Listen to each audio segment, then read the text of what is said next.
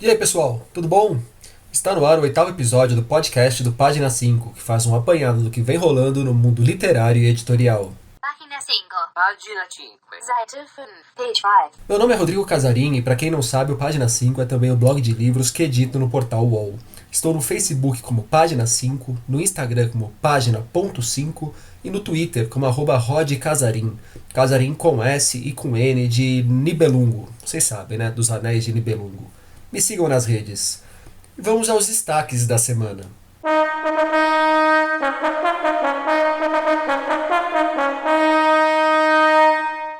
Nova edição de Arquipélago Gulag. Um relato sobre o crime ambiental de Mariana. Nascimento de um festival literário em São José do Rio Preto. Inscrições abertas para a 4ª edição do Prêmio Kindle. Luiz Antônio Simas, Donatella de Pietrantonio e Kobi Yamada nos lançamentos. Perifobia na dica de leitura e o Prêmio Jabuti nas notícias do meu umbigo.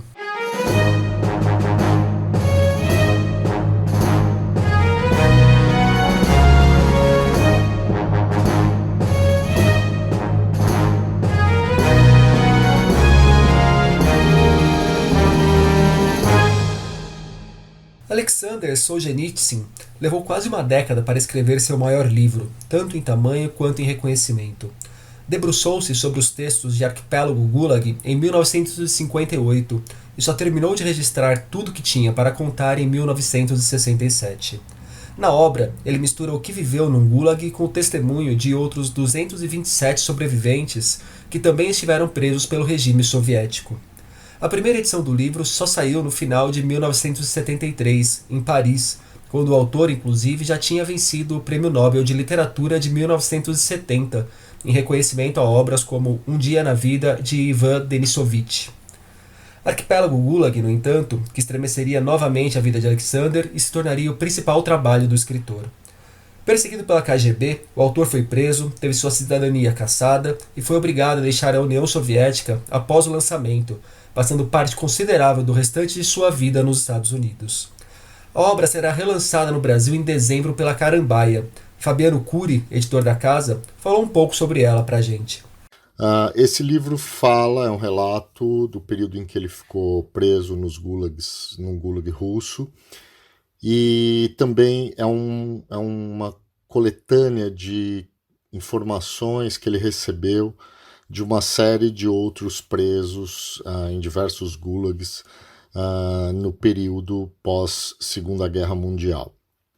Ele traça um panorama enorme do que aconteceu nos gulags. É um livro extremamente impactante, um livro muito importante e que ficou esquecido no mercado editorial brasileiro por um bom tempo. Ele foi lançado há alguns anos, mas estava bastante tempo fora de catálogo. Arquipélago Gulag traz críticas principalmente ao stalinismo e vários grupos de direita se aproveitaram dela para fazer uma propaganda anticomunista. No entanto, não que o autor visse com bons olhos a democracia capitalista, como conta Fabiano.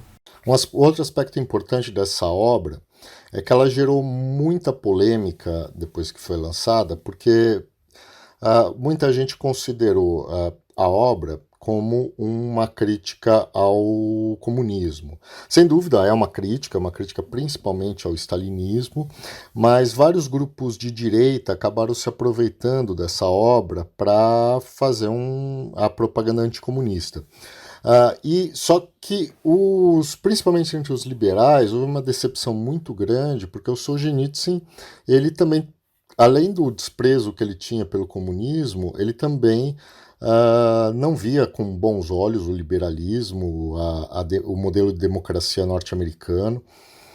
Quando ele ficou no exílio nos Estados Unidos, ele passou um bom tempo no exílio nos Estados Unidos, ele deu algumas palestras, algumas estão disponíveis em vídeo, é possível encontrar na internet, falando muito mal do modelo da democracia capitalista que ele via. Isso acabou gerando, assim, também uma outra discussão. Ele foi muito criticado pelos comunistas, foi muito criticado pelos liberais, e os conservadores mais radicais, de extrema-direita, acabaram usando o livro do Solzhenitsyn como propaganda anticomunista, o que evidentemente é uma apropriação completamente deturpada da obra. A edição da Carambaia de Arquipélago Gulag sairá pelo selo Ilimitada e terá tradução capitaneada por Lucas Simone, que dividiu o trabalho com Franco Perpétuo, Francisco de Araújo, Odomiro Fonseca e Rafael Bonavina. Ela reunirá de forma condensada em um único livro, com cerca de 700 páginas, os 3 volumes do original, que tinha mais de 3.000 páginas. Essa redução foi feita pela esposa do Alexander, a pedido do próprio escritor já no final de sua vida. A ideia era deixar a obra mais acessível para que ela chegasse a mais leitores. No começo de novembro se completa 4 anos da tragédia de Mariana, em Minas Gerais, quando uma barragem da Samarco se rompeu e criou um mar de lama que devastou tudo o que encontrou pelo caminho. De humanos foram 19 mortes, mas os danos materiais e principalmente ambientais são incalculáveis. Vocês conseguem imaginar quantos animais morrem num acidente, numa tragédia ou num crime desse tipo? Bem, mas lembro da tragédia para informar que a Vestígio lançará no mês que vem o livro Além da Lama, de Leonard Fara. O Leonard era capitão que comandou as buscas e trabalhou intensamente nas operações que resgataram 750 moradores que ficaram ilhados pela lama. A obra conta os bastidores das 15 primeiras horas de mobilização do grupo especializado sob o comando de Fara. Sobre a tragédia, que, repito, convenhamos, teve mais cara de crime causado pela negligência e pelo descaso do que qualquer outra coisa, um bom livro-reportagem publicado pela Record no ano passado é Tragédia em Mariana, da jornalista Cristina Guerra. O escritor Marcelino Freire e o quadrinista e ilustrador Orlandelli estão entre os convidados da primeira edição da FAO, Festival de Ações Literárias, que acontece em São José do Rio Preto, no interior de São Paulo, entre os dias 25 e 27 de outubro. Tendo como tema a importância do ato de ler, o evento nasce homenageando o educador Paulo Freire, patrono da educação brasileira. A curadoria da FAO é da também educadora Carolina Manzato. Dentre as atividades do festival, que ficarão concentradas na Biblioteca Pública Municipal Dr. Fernando Costa, estão bate-papos, exposição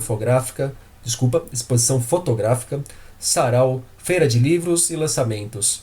Uma performance que pode ser interessante é a Vigília Literária. A ideia é que tenhamos uma leitura coletiva ininterrupta ao longo de 48 horas, com leitores se alternando a cada 10 minutos, tudo isso registrado por uma câmera que transmitirá tudo ao vivo pelas redes sociais. Mais informações sobre esse evento no link do post do programa lá no blog, ou então onde você estiver ouvindo aí, no Spotify, no YouTube, só procurar que vai ter o link da FAO, tá bom? Semana passada eu falei dos prêmios Maraã de poesia e de não ficção da Todavia, vocês devem lembrar. E hoje tem mais uma premiação aqui no podcast. A Amazon anunciou os jurados da 4ª edição do Prêmio Kindle de Literatura. Quem quiser embolsar R$30 mil e ganhar um contrato com a Nova Fronteira para a versão impressa de seu livro, terá que ter um texto que agrade a Marco Lucchesi e Conceição Evaristo. Nome de respeito, hein? Dentre os critérios que eles observarão estão criatividade, originalidade, qualidade de escrita e viabilidade comercial da obra, ponto que eu acho um tanto problemático numa premiação literária, mas isso é papo para outra hora. Para participar do Prêmio Kindle de Literatura, autores devem publicar suas obras pela ferramenta de autopublicação Kindle Direct Publishing, mais conhecida como KDP, até o dia 15 de outubro. É importante que esses autores coloquem o termo Prêmio Kindle, tudo junto, no campo de palavras-chave durante o processo de publicação. Além disso, a obra precisa ser registrada na categoria ficção. Informações completas para quem quiser concorrer estão em premiokindle.com.br.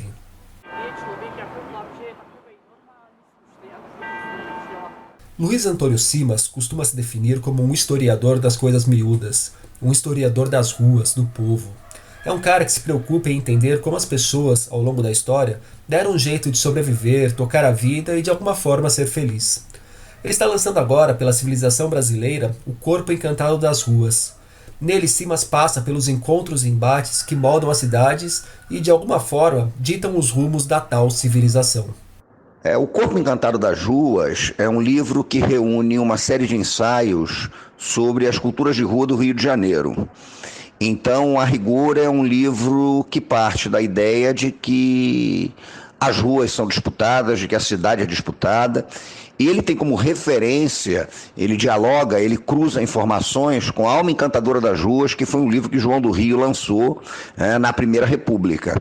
Então, se João do Rio fala da alma encantadora das ruas, eu tento falar um pouquinho sobre esse corpo, né? Esse corpo encantado das ruas.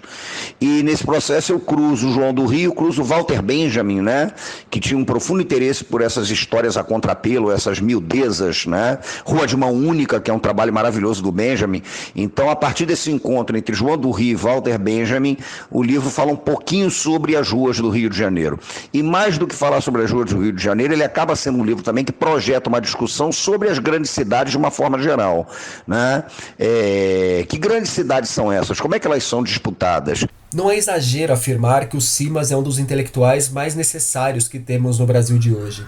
Ele é autor de obras como Mauro Shampoo e Outras Histórias da Várzea, Coisas Nossas e Dicionário da História Social do Samba, escrito em parceria com Ney Lopes, que levou o Jabuti de 2016 como o melhor livro de não ficção. Vejo nele um caminho para, quem sabe, resgatarmos um pouco de um país que vem se perdendo, que vem virando as costas para suas próprias raízes. Eu entrevistei o Simas na Flip de 2017, quando ele ficou famoso por tomar uma cachaçinha e depois cantar um ponto de umbanda na igreja de Paraty. Vou deixar o link para vocês. E aqui ele também dá um panorama dos personagens e embates que fazem parte do corpo encantado das ruas. O livro fala de soltadores de pipa, soltadores de balão. O livro fala das velhas quitandas que começaram a ser substituídas por hortifrutis. O livro fala das velhas padarias que começaram a ser substituídas pelas famosas boutiques de pão, né? O livro fala sobre as velhas barbearias que estão morrendo como barbearias de rua, porque hoje você tem muita barbearia indo para dentro do shopping center, né? O livro fala de açougues que perderam espaço para uma gourmetização das boutiques de carne. Então, a rigor, o livro tenta falar sobre essas cidades que são disputadas, tendo como referência o Rio de Janeiro. E, ao mesmo tempo, é um livro que não reconhece derrotas. É um livro que fala da disputa da cidade, dos corpos que transitam por sobre a cidade. Então tem carnaval, tem pipa, tem futebol, tem bola de gude, tem quitanda, tem feira livre, tem botequim, tem muita coisa. A ideia fundamental é discutir que corpos são esses que disputam as ruas, né? Então o corpo encantado das ruas, basicamente é isso. Um abraço. Outra empreitada recente do Simas é o podcast Encruzilhadas, tocado junto com a jornalista Gabi Moreira. O episódio sobre o boteco é sensacional, mas eu recomendo que vocês ouçam toda a série. Fica aí como dica. Aos 13 anos, uma garota é levada do lar abastado onde vive para uma casa estranha e com pessoas que dizem ser seus pais e irmãos. Na pequena cidade italiana, todos conhecem sua história. Ela é a criança que os pais naturais, pobres e de família numerosa, deram para um parente que não podia ter filhos. Em certa altura da vida, no entanto, esse parente precisou devolver a garota já adolescente. É esse o ponto de partida para A Devolvida, romance de Donatella di Pietrantonio, que é uma das principais apostas da Faro Editorial para este segundo semestre. O livro chega ao Brasil com aquele pacote completo de best-sellers, negociado com mais de 25 países, sendo levado para o teatro e para o cinema, e tendo vendido mais de 250 mil exemplares em seu país de origem, a Itália. Se é bom? Não sei, mas a autora tem no currículo os prêmios Campiello e Napoli. Uma homenagem a todos os educadores. É dessa forma que o escritor Kobi Yamada, dos Estados Unidos, define o seu É Porque Tenho um Professor. O livro acaba de sair no Brasil pela Bambuzinho, casa especializada em obras para leitores que estão na primeira infância. É a Loma Carvalho, editora da Bambuzinho, que nos apresenta o título. Olá, eu sou a Loma Carvalho, da editora Bambuzinho, uma editora especializada em livros para crianças. Estou aqui para compartilhar o nosso lançamento de outubro. É porque eu tenho um professor, uma linda homenagem a todos os educadores e educadoras. O livro foi escrito por Kobi Yamada. O Kobi é um autor norte-americano que produz uma literatura de valorização das relações entre as pessoas, mostrando aos leitores sobre como é bom conviver. É porque eu tenho um professor, trata de educação, da educação que protagoniza, respeita, valoriza. A nós, adultos, nos faz recordar daquele professor ou daquela professora que marcou a nossa infância, a nossa juventude e que, de alguma forma, nos fez seguir adiante, ser quem a gente é hoje em dia. Para as crianças, é um livro que revela a delicadeza dessa relação do cotidiano delas e o quanto é possível aprender para além dos conteúdos escolares. É porque eu tenho um professor, é uma homenagem da Bambuzinho a todos os educadores e educadoras desse nosso Brasil. É Porque Tem um Professor conta com ilustrações de Nathalie Russell. Um de seus lançamentos já rolou, mas o outro será no dia 16 de outubro, às 7 da noite, no Centro Cultural Santo Amaro, em São Paulo. No encontro pensado principalmente para educadores. Quem quiser comparecer, o nome do evento é A Infância como Tempo de Afeto.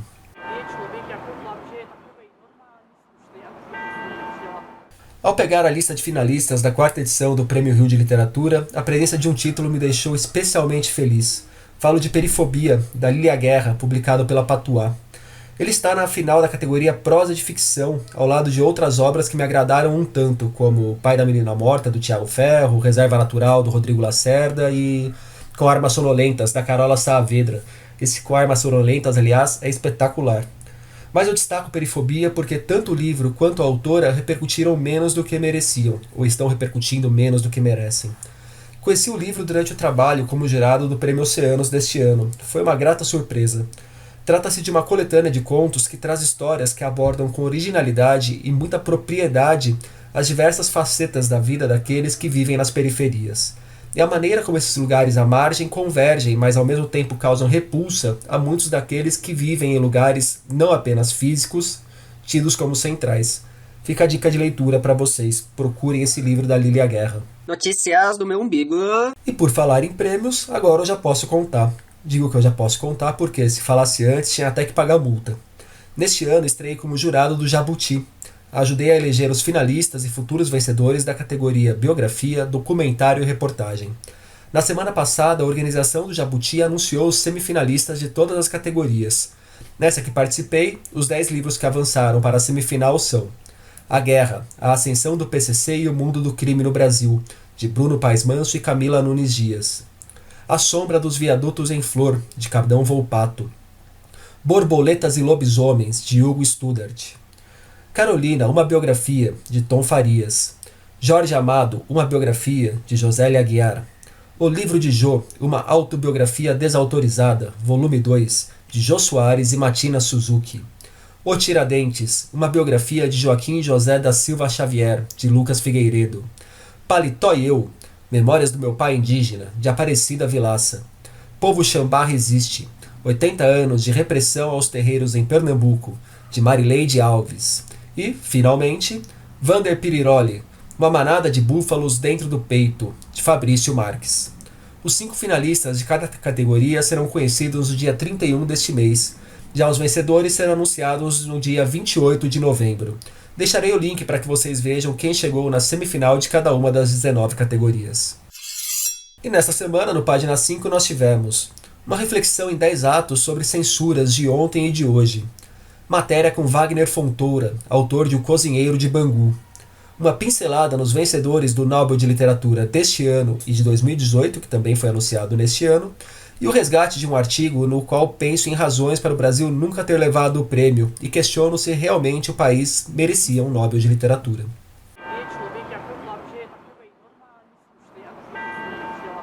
Por hoje é isso, pessoal. Gostou dessa edição do podcast? Tem dúvidas, sugestões, elogios a fazer, pedras a jogar? Você pode me procurar nas redes sociais. Relembrando, estou no Instagram como Página.5, no Facebook como Página 5 e no Twitter como @rodcasarim, Casarim com S e com N de Nibelungo. Por favor, também avaliem o podcast, deem joinha, estrelinha ou seja lá o que for e indiquem o programa e o blog para os amigos. Um abraço, um beijo, um aperto de mão e até a semana que vem.